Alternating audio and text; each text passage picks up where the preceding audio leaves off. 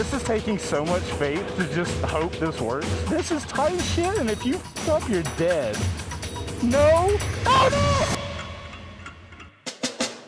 Do you guys see this little black thing following us? Well, that thing is a drone, and as you guys can tell, I'm busy riding. That drone is flying itself. That means I am free to get really cool shots of me riding like this, and I don't have to do anything. Now, while this little thing might look like other drones, it's easier to think of it as a small flying action camera. You don't need a controller or a pilot. You just hit this button, launch it, and you go off on your ride, and it tracks you as you go. Now, I've tried tracking myself with a drone before, and let's just say it didn't go great. Not only do they not track very well, but also carrying them and setting them up off-road can be a major hassle. So here's what we have to figure out today. Is the HoverAir X1 Pro Max the end-all be-all drone for motorcycle rides? Today we're gonna put it through a few tests and see if it survives. Now guys, HoverAir sent me out the X1 Pro Max to test out in today's video, and I don't know if you guys know this, but off-road conditions are tough, so I'm not really sure this little drone's gonna be able to handle what we're gonna be throwing at it today. If I'm gonna be honest, I'm a little worried something's gonna happen to this guy, so instead of just jumping into the serious off-road, we're gonna start off with an easier test just to get an idea of how this thing tracks. Here's what we're gonna try. Our first test is gonna be a super simple track of the motorcycle riding in a wide open off-road setting. There's only one major obstacle I'm worried about in this area, and that is a bridge that goes over a lake. Area 2 is going to be a little more complicated. It's going to be a little tighter of a road, and we're going to try different tracking modes, both tracking the motorcycles behind us and tracking the bikes in front of us. I'm terrified for this one. And finally, for our major test, we've got a tight, muddy dirt road with low-hanging trees, and not only that, but we're gonna be finishing up going through a tree tunnel. Now, for the first test, I gotta be honest, guys. As a guy who has multiple drones and has been flying drones for a long time now, I was a little worried at just launching a drone and letting it do all of its own thing. I've seen what it's capable of on other videos, but I just hadn't tested it for myself. So for the first area, I wanted to keep it dumb simple. Oh, this is terrifying. First time legit using this, so let's see what happens, Mark. So we ended up just trying an easy tracking shot on this wide open dirt road. Now for this road, there was plenty of space around us, so I didn't really have to worry about the drone hitting anything. Well, except for one thing. At the end of this dirt road was a covered bridge over a lake. Now guys, the first run we did with this thing, all I could think about during that time was, if this drone collides with that lake, it's cooked and this video is over. Oh my God. If I lose this drone on this. Oh, I think it made it. Oh, it's still behind us. Now, I cannot tell you guys how excited I was after that first flight and seeing that the drone actually made it through the bridge with no problems. Now, it was at this point in the day that I started getting a little more confident in the drone's abilities. Maybe a little too confident. After that first successful flight in cycling mode, we changed the drone into follow mode to see if there was any sort of big difference, and at least on the test we did, we couldn't tell a major difference in those two modes. One of the crazy things was to see in cycling mode how fast, when I was weaving on the road, the drone was actually following my exact line. After that second flight, we did a little battery check, saw that the battery had taken a decent hit. From those two runs, it went from 87 to 30. But we felt pretty confident with what we got, and we moved on to our second location. Now, for test 2, we needed to raise the stakes. All right, red light. All right, drone. I wish you the absolute best. We ended up finding this tighter area that actually led into a field with a forest on our left side. This area was going to be perfect for testing out more tracking and a couple additional modes. We started back in cycling mode just to see if it could handle the extra obstacles, and to my surprise, it did, with no problems. And somehow, it just kept working. The drone made it through trees, past overhanging limbs, and even got through a water crossing, and it didn't even flinch. Now, after that, we wanted to try sidetrack mode, which is basically where the drone flies on your side and slightly to the back of you as you're going forward. Now, this angle looked sick, but this is the moment we started feeling like we were kind of pressing the drone's awareness. It started hugging closer to brush and skimming past trees, but at the end of the day, it got the shot. Now, things were going so well, we decided to try the dolly track as well. This is the mode where the drone flies in front of you as you ride towards it, and if I'm gonna be honest with you guys, this is probably the scariest mode that I was gonna put the drone in, because the drone was gonna be looking at me flying backwards.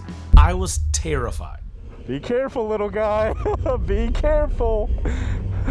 Now, with being scared of that shot also comes with an absolutely incredible shot. As you guys can see, seeing that drone flying in front of me and seeing the view of me riding towards it was awesome, until the inevitable happened. Bro, no way. No. Oh no! Oh no, drone! Oh no! Hold on, we got a drone down. We got a drone down. Oh, we can't find him. Oh no, we lost the drone. I can see grass in the screen. It's still there. All right, so it hit this tree. Guys, we gotta find drone. All right, guys, I gotta take my helmet off for a second so I can hear the beeping. This is saying that the drone's over here. But now it's saying it's 15 meters away. 11 meters away. Oh, hold on, 10, 9, 8, 9, oh, 12. I'm trying to figure out if I can make it beep. I thought I could make it beep. Yeah, I thought it was supposed to be. Bro, it's like Jurassic Park. Here we go. Okay. So it looks like it has a sky view. That sound would not be the hover. That little... Oh wait, maybe if I change the mode, it'll... Oh, that's it. That's... We did it! Mark, we are officially 2 for 2 on camera finding. Bro, we would have never found it. It was like right over in there. Okay, so the move, if it goes into the jungle to find it, get your beacon if you bought it, and if you change the mode. Bird eye. Orbit. Dude, I'm so glad I didn't turn the volume down. Yeah. How terrible would that have been? And after we finally found the drone, there was only one thing we could do. Immediately take off to find out if it still flew, because if it didn't, this video's over. Now, thankfully, the drone took off with no problem, but this was not looking good. We were only on test 2, yet we had already had a major crash and almost lost the drone. Now that I had actually seen what happens after the drone goes down, I was super nervous for test 3. Now, for our third and final test, Mark told me that he had a really fun route that we should try that would not only test the drone, but would test me. So guys, we're in the beginning of the hard mode. Mark has not only found a road that's going to be hard for the drone, but he's found a road that's hard for me as well. So it's hard for everybody today. Mark tells me this road is muddy and tight. So it'll be a test for the drone to see if it can keep up in the tight areas. And it'll be a test for me to see if I can get through wet. We'll find out what of that is true. Now, I want you guys to remember I'm relatively new to riding off-road, and up to this point, I had no experience with mud before. That was about to change. Oh, almost down. I didn't go down though. I didn't go down, and neither did the drone. Whoa, I am slipping. Not only was this path muddy and full of puddles left and right, but it also had way more overhanging trees than any of the places we had tried before. If this drone happens to hit one of these overhanging limbs and goes into one of the puddles, the drone's done. Oh God, under the, shit. Bro, it made it through that. It made it through that. This final test actually ended up being the perfect boss fight for this drone. Up until this point in tests 1 and 2, I felt relatively comfortable with the off-road riding we were doing, and thanks to the little optional beacon is what they call it. This is a little screen that I had attached to my handlebars on the motorcycle, and it lets you see what the drone sees. So basically, while we were riding in tests 1 and 2, I could constantly glance down at the beacon and make sure the drone was still there. It's still behind us. But in this third and final location, there was so much mud, so much overhanging trees, and no traction. I had to spend all of my energy focusing on riding, and I could not focus on the drone at all. I just had to let it be back there doing its thing, and then every now and then when there was a slight break in the road, I could glance down quickly at the beacon and double check that the drone was still there. And every single time, no matter what type of stuff we were going through, I looked down at the beacon and the drone was just following us as if it was having no problem. Meanwhile, I'm over here fighting for my life through mud and no traction.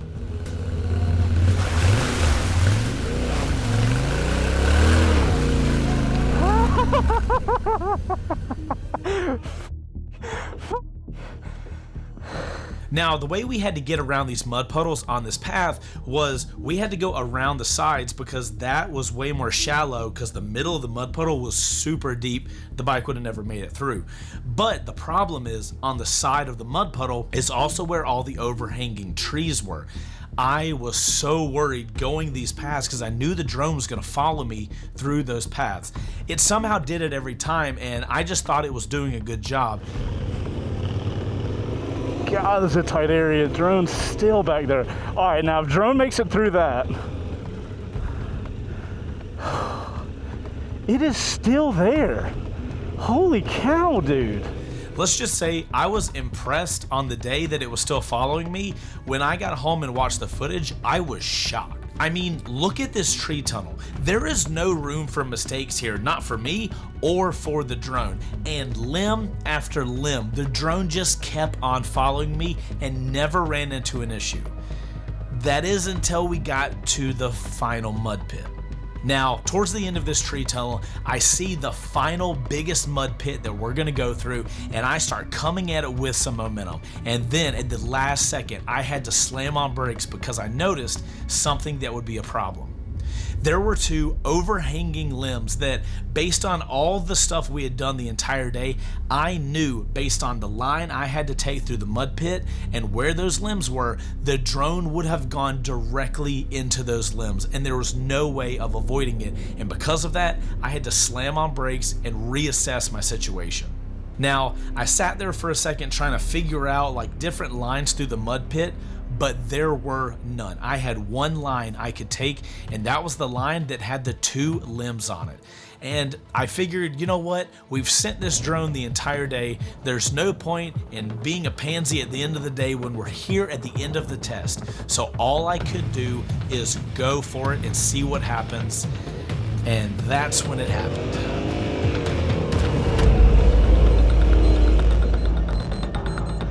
All right. The drone can't see because there's mud in the eye. Straight to the freaking camera. Dude, I flung so much mud at this drone, I have no idea how it stayed flying in the air. But unfortunately, with that big glob of mud over the camera lens, the drone had no way of tracking me, and so what it does is auto default into hover mode. Now, luckily, Mark had already gotten through the mud pit and noticed the drone wasn't gonna make it, and he was quick to get over there and grab the drone. Now, I also had the beacon on my handlebars, so what I could have done is swap the drone into manual mode and just flown it back over to me, but Mark was really quick to jump over to the drone, and Mark just ran straight through the mud pit to grab the drone because we didn't want it to auto land into the mud and just ruin all the testing. After Mark made the recovery of the drone hovering over the mud pit, the tests were over and the drone had somehow made it. Drone, look at this. Look what you came through. You're gonna get stuck on that. That's where you wanted to stop. You gotta pick a better location than that. Wait, are we done with hard or are we still going? Oh, thank God, Mark. Oh, God. Drone, you made it. It was close. We have no idea how close it came. It's like this. It's like I was shocked, and not only did the drone make it, but it made it with only 2 little issues, and both of those were basically my fault. When I was doing the shot of the drone flying in front of me, I saw that the drone was really close to the ground, but I wanted to push it to see what would happen in a wreck. Had I been filming a normal thing and I saw things getting that tight, I would have backed off and stopped the drone. Then, with the final mud pit, the drone didn't even fall. Somehow it was caked in mud, like heavy mud, and it just kept flying. All it did was stop tracking. So at the end of the day, we sent this drone through absolute hell, and it lived. After this whole day of riding off-road with the X1 Pro Max, I have a few takeaways. First off, this drone is amazing. It's small, it's foldable, and it's extremely easy to use and get up in the air, which means you're gonna end up using it more. Secondly, if you're riding off-road with this drone, I highly recommend you guys grabbing a tank bag. I don't really have a good storage system on my T7 right now, so I didn't really have a good place to put it, so I just had to put it in my book bag. Had I been able to put the drone in the tank bag, I would have been able to easily get the drone out and get it launched, and I wouldn't have had to skip a beat.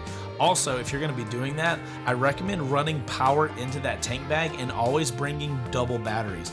The drone's battery life isn't fantastic, but granted, we were using it a lot more during the testing than I think most people would probably end up using it.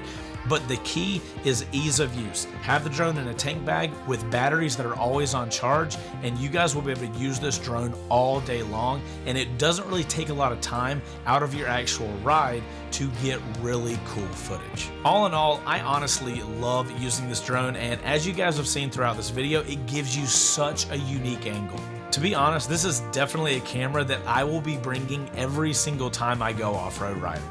Big shout out to HoverAir for sending out the drone for us to test out in this video, and now that I see what this thing's capable of, there is no telling the situations I'm going to put it in next. If you guys want to check out the X1 Pro Max for yourself, I'll have a link for it in the description down below. I'm Chaseontwowheels. If you guys enjoyed this video and want to see more motorcycle content, make sure to subscribe. You guys enjoy riding out there and ride safe, and I'll see you on the next one. Later.